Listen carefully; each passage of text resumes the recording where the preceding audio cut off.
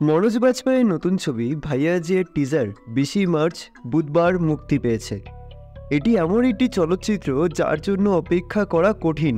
সত্য, সুর এবং গ্যাংস অফ ওয়াসিপুরের তার তীব্র অন্যরকম অবতার দিয়ে মুগ্ধতা সৃষ্টি করা মনোজ এবার দেশি অ্যাকশন তারকা হিসেবে ফিরছেন। 1 মিনিট 23 সেকেন্ডের টিজারে বাতাস থেকে উড়ন্ত ধুলো ছড়াচ্ছে।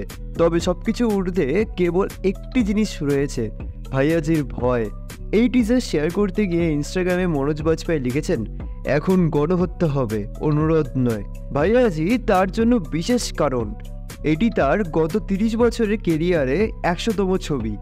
সম্প্রতি সোশ্যাল মিডিয়ায় ভাইয়াজি ছবির পোস্টার রিলিজ করেছিলেন। এখন টিজার প্রকাশ করা হয়েছে। এই ছবিটি 24শে মে 2024 প্রেক্ষাগৃহে মুক্তি পাবে। ভাইয়াজির টিজার 2014 সালে বিহারের সীতামাঢ়ি জেলা থেকে শুরু হয়। ধ্বংসস্তূপের সামনে নির্জন এলাকায় ভিড় জমেছে। ভিড়ের মাঝে অজ্ঞান হয়ে পড়ে আছে কেউ, তাকে হত্যার কথা চলছে। অস্ত্রও এসেছে, কিন্তু কেউ সাহস করে এগিয়ে আসছে না। 2-3 জন এগিয়ে যেতে অস্বীকার করলে তাদের একজন লোহার রড নিয়ে এগিয়ে যায়। কিন্তু তিনি যখন আক্রমণ করতে যান তখন অদ্ভুত একটা অনুভূতি হয়। এমন আতঙ্ক ছড়িয়ে পড়ে যে দর্শক এদিক ওদিক ছুটতে থাকে। টিজারে আমরা আরও দেখতে পাচ্ছি যে রক্তাক্ত মনোজ বাজপেয়ী ওরফে ভাইয়াজি তার চোখ খুলছেন। সে উঠে দাঁড়িয়ে একজন পলাতক অপরাধীর হাত থেকে বিড়ি নিয়ে তার ঠোঁটে ধরে জ্বালাচ্ছেন। টিজার এখানেই শেষ, কিন্তু এটাও সত্যি যে ভাইয়াজির শুধু নিজের এলাকায় প্রভাব নেই, সমস্ত জায়গায় দাপট আছে। ভাইয়াজির প্রযোজক বিনোদ ভানশালী এবং সমালোচক শায়লা ওসওয়াল।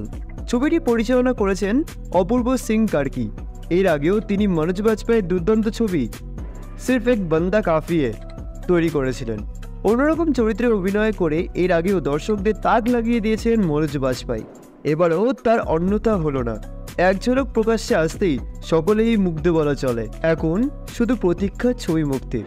তবে দেখে তো মনে হচ্ছে ছবিটি ব্যাপক হবে। তোমাদের কেমন লাগছে তা কিন্তু আমাকে কমেন্টে জানিও। এরকমই নিত্য নতুন আপডেট পেতে আমার চ্যানেলটিকে সাবস্ক্রাইব করতে পারো।